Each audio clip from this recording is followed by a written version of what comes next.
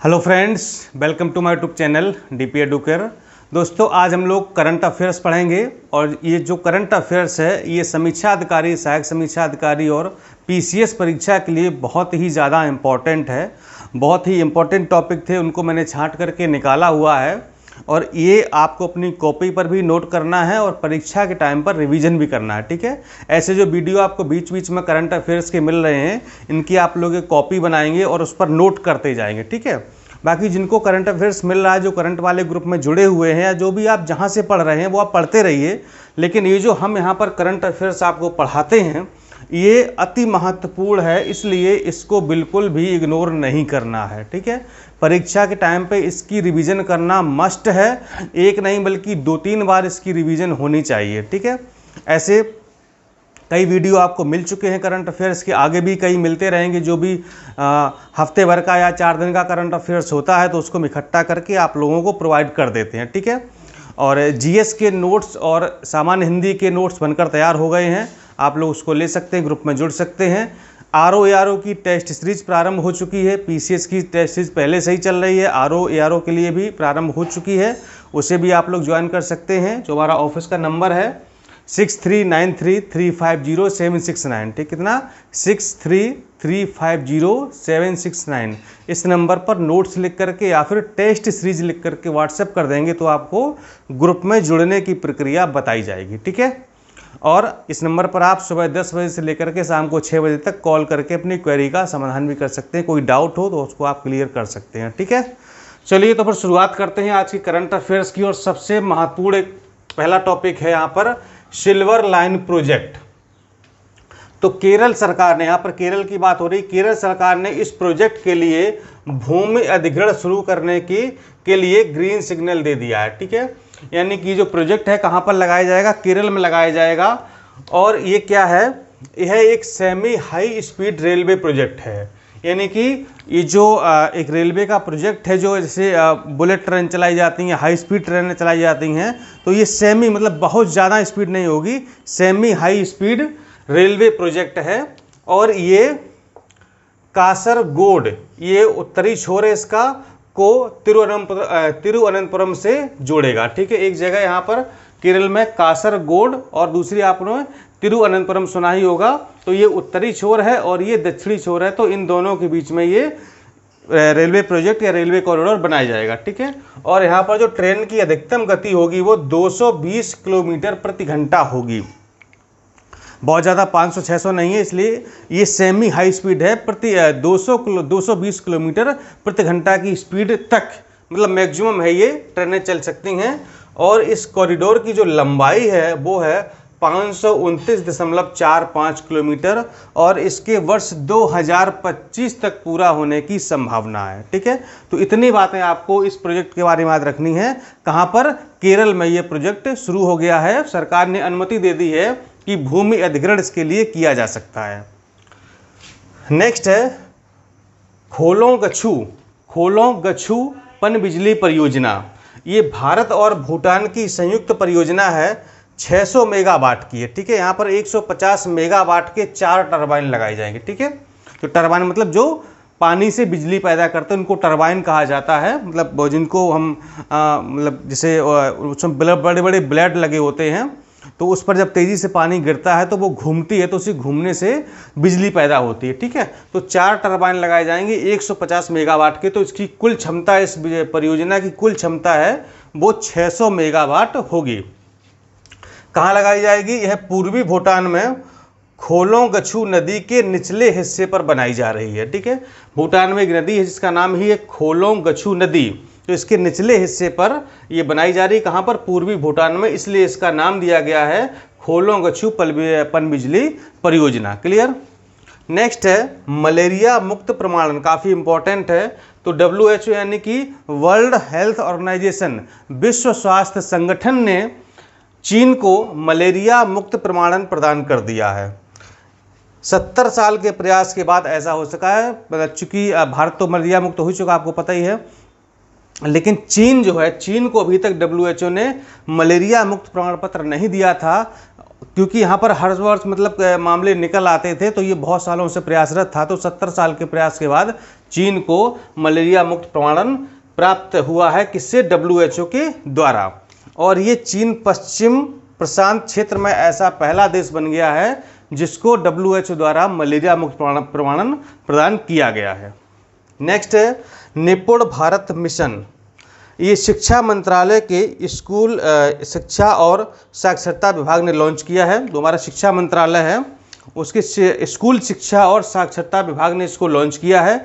इसके तहत एक ऐसा वातावरण तैयार करना है जिसमें साक्षरता व संख्या की समझ विकसित हो सके, यानी कि ऐसा माहौल बनाना है जहाँ पर लोग साक्षर हो सकें, संख्याओं को समझ सकें, ठीक है। इसलिए तो इसको वर्ष 2026 से 27 तक प्रत्येक बच्चा ग्रेड 3 की पढ़ाई पूरी करके पढ़ाई लिखाई व अंकों के ज्ञान में निपुणता हासिल कर सकेगा, यानी कि उसे पढ़ने की लिखने की समझ हो और जो अंकों का ज्ञान है वो उससे होना बहुत ज़रूरी है। तो इसके लिए निपुण भारत मिशन हाल ही में शिक्षा मंत्रालय ने लॉन्च किया है। नेक्स्ट है पोलावरम सिंचाई परियोजना। ये गोदावरी नदी पर विकसित की जा रही है। ये आंध्र प्रदेश के पोलावरम गांव में बनाई जाएगी, ठीक है। गोदावरी नदी कहाँ बहती है? आंध्र प्रदेश में बहती है। तो ये पोलावरम गांव है, तो उसी के नाम पर इसका नाम रखा गया पोलावरम सिंचाई परियोजना। इससे लाभान्वित कौन कौन जिले होंगे? विशाखापट्टनम, पूर्वी व पश्चिमी गोदावरी और कृष्णा जिलों को इससे जो भी पानी वगैरह है तो पानी इनकी उपलब्धता सुनिश्चित हो सकेगी। तो आंध्र प्रदेश के इतने जिले इससे लाभान्वित होंगे। और ये चर्चा में क्यों है? राजनीतिक आरोप प्रत्यारोप के कारण ये चर्चा में है। मतलब चूंकि है ना कि जो कोई सरकार अगर कोई काम अच्छा करती है तो दूसरी सरकार उसका विरोध करती है, कहीं ये क्रेडिट ना लें, उसका श्रेय ना ले लें, ठीक है, हमारी छवि खराब हो जाए, इसलिए तो राजनीतिक आरोप प्रत्यारोप लगाए जा रहे हैं वहाँ पर। देश का पहला aquatic kingdom Bengaluru railway station पर यह तैयार किया जा रहा है। एक्वेटिक मतलब किंगडम, मतलब यहाँ पर मछलियाँ वगैरह रखी जाएंगी, जैसे एक्वेरियम होता है इस तरीके से। तो बेंगलुरु रेलवे स्टेशन पर इसको तैयार किया गया है। स्टेशन पर यात्रियों के मनोरंजन के लिए इसको बनाया गया है। शुल्क लगेगा 25 रुपये। जैसे स्टेशन मान लो आप गए वहाँ पर, ठीक है, अब आपकी ट्रेन 2 घंटे लेट है या 1 घंटे लेट है, अब टाइम पास कैसे होगा? तो चलो क्या करते हैं, एक्वेरियम घूम लेते हैं, देख लेते, रंग बिरंगी देसी विदेशी मछलियाँ देख लेते, ठीक है। तो 25 रुपये का टिकट कटाया और एक्वेरियम चले गए, टाइम पास आराम से हो गया। और ये पता चले वापस आए तो आराम से आपकी ट्रेन आ गई, आपने ट्रेन में यात्रा की। विदेशी मछलियाँ व भित्ति चित्र होंगे, ठीक है, यानी यहाँ पर जो विदेशी नस्ल की विदेशी प्रजाति की मछलियाँ उनको यहाँ पर संरक्षित किया जाएगा, दिखाने के लिए शोकेस में रखा जाएगा। और कुछ भित्ति चित्र भी ऐसे होंगे जो आपको आकर्षित करेंगे। तो यहाँ पर आप जो है इसको 25 रुपये में इस सुविधा का लाभ ले सकते हैं। नेक्स्ट है पंचमुखी झील।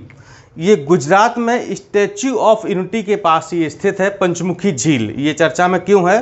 पर्यटकों को बोट राइडिंग की सुविधा देने के लिए पिछले 2 वर्षों में इस झील से 194 मगरमच्छों को निकालकर स्थानांतरित किया गया है, ठीक है। ये पंचमुखी झील कहाँ है? जो गुजरात में स्टैच्यू ऑफ यूनिटी है उसके पास में है। तो इसमें मगरमच्छ बहुत ज़्यादा थे। अब चूंकि जो लोग वहाँ जाते थे तो झील में वोटिंग करते थे, उसको देखते थे, एंजॉय करते थे।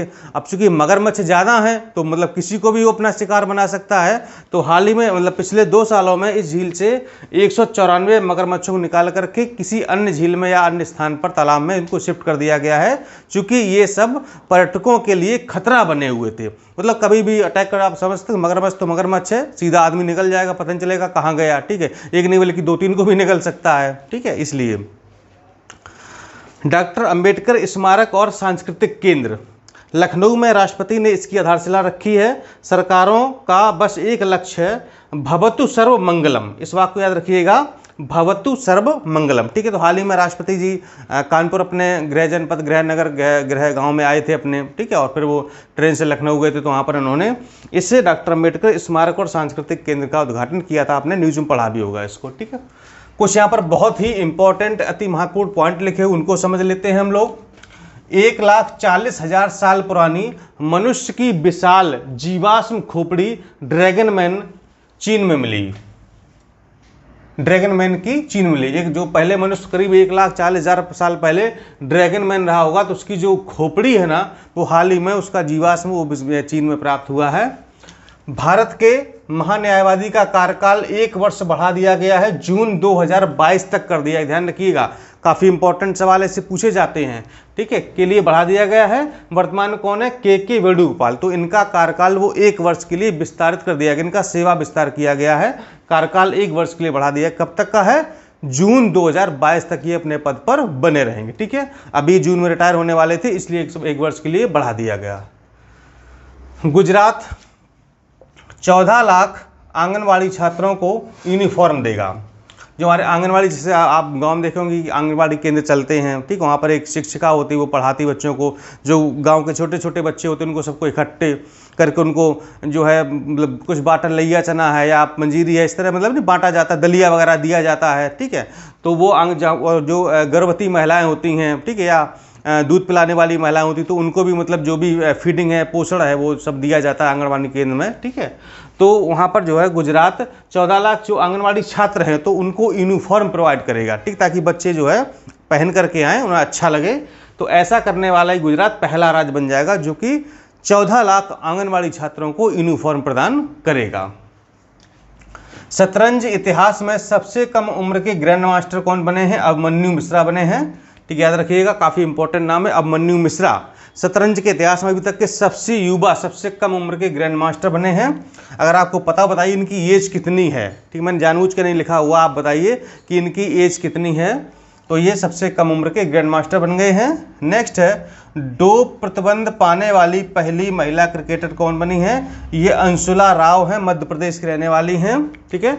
ये अंशुला राव, इन्होंने डोप वगैरह, आप डोप समझते हैं ना, मतलब जो हानिकारक प्रतिबंधित दवाएं होती हैं, स्टेरॉइड वगैरह होते हैं, तो जब खिलाड़ी उनको ले करके खेलते हैं, मतलब अतिरिक्त ऊर्जा, अतिरिक्त स्फूर्ति, अतिरिक्त ताकत लाने के लिए जो दवाइयाँ खाई जाती हैं, तो उसे जो है मतलब वो डोपिंग का शिकार, मतलब कि आपने जो है प्रतिबंधित चीज़ों का इस्तेमाल किया है और आपने धोखेधड़ी से आपने खेल को जीता है, ठीक है। तो इसलिए आपने देखा होगा कि ये जो एथलीट वगैरह होते हैं तो उनके साथ ये अक्सर घटनाएं होती हैं, ठीक। कई सारे एथलीट पकड़े भी गए, उनको फिर बाहर कर दिया गया, उनका मेडल वापस हो गया, ठीक, इस तरह की घटनाएं।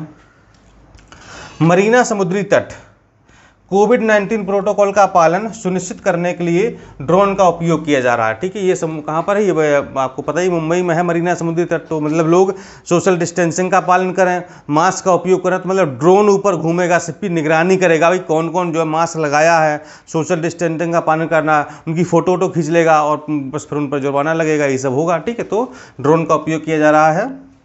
अंतरिक्ष में उड़ान भरने वाली भारतीय मूल की दूसरी महिला कौन है? इनका नाम है शिरीषा बांदला। ये आंध्र प्रदेश के गुंटूर जिले के, बहुत इंपॉर्टेंट नाम, अति महत्वपूर्ण नाम है शिरीषा बांदला।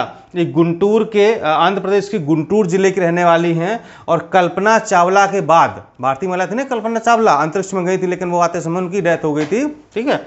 तो ये शिरीषा बांदला, ये कल्पना चावला के बाद दूसरी ऐसी भारतीय मूल की महिला होंगी जो कि अंतरिक्ष में जाएंगी, ठीक है। जब ये जाएंगी तो उनके बारे में डिटेल बताएंगे कि इन्होंने कहाँ पर गई हैं, किस यान से गई हैं, किस तरीके से उन्होंने किया है, ठीक। और लास्ट है जैन गार्डन बा काइजेन अकादमी, प्रधानमंत्री मोदी ने वर्चुअली उद्घाटन किया। जापान की जैन पद्धति ही भारत की ध्यान पद्धति है, ठीक है। जापान में जैन पद्धति बनाई जाती है, तो यहाँ पर जो है वो जैन गार्डन और काइजन अकेडमी यहाँ पर खोली गई है। तो मोदी जी ने इसका वर्चुअली मतलब कि जो है ऑनलाइन उद्घाटन किया था। और जो जापान की जैन पद्धति है, इसी को जो मतलब परिवर्तित रूप है या कहें तो कॉपी किया गया है, वो भारत की ध्यान पद्धति, इसी पद्धति पर आधारित है, जैन पद्धति पर, ठीक है। तो ये था हमारा आज का महत्वपूर्ण करंट अफेयर्स। उम्मीद करता हूँ आपने इसको नोट किया होगा और आप नोट ऐसे करते रहिए। वीडियो आपको जैसे 2-4 दिन में एक वीडियो मिलता रहेगा, ताकि जो भी महत्वपूर्ण करंट अफेयर्स है इस तरह का हम इकट्ठा करते हैं, ठीक है। बाकी पूरा करंट अफेयर्स चाहिए तो फिर आपको उसी जाना पड़ेगा कहाँ पर, इस नंबर पर 6393350769, ठीक है। कंप्लीट नोट्स के लिए, टेस्ट सीरीज के लिए, ROR के लिए, PCS के लिए और करंट अफेयर्स के लिए, हिंदी के लिए, सब कुछ आपको मैटर मिलेगा प्री मेंस का। इस पर आप संपर्क कर सकते हैं और बस तैयारी करते रहिए। कुल मिला करके समय कम बचा है, लगभग 4 महीने का समय बचा है, तो बस इसमें आपको पढ़ते रहना है। रिवीजन मैक्सिमम करिए, जितनी आप अधिकतम रिवीजन कर सकते हैं। एक ही चीज़ को बार बार पढ़, जितना अधिकतम आप पढ़ेंगे उतना ही आपकी तैयारी मजबूत होगी, ठीक है, और उतना ही आपको परीक्षा में पास होने में आसानी होगी। मतलब भटकिए मत कि कभी ये पढ़ लिया कभी वो पढ़ लिया, ऐसा नहीं, मतलब एक ही चीज़ पर टिक जाइए। जैसे आपने हमारे अगर नोट्स लिए हैं तो नोट्स को पढ़ते रहिए, जितनी बार पढ़ सकते हैं उतनी बार पढ़ने का प्रयास करिए। ठीक है, चलिए फिर मिलता है अगले वीडियो में। नमस्कार, धन्यवाद।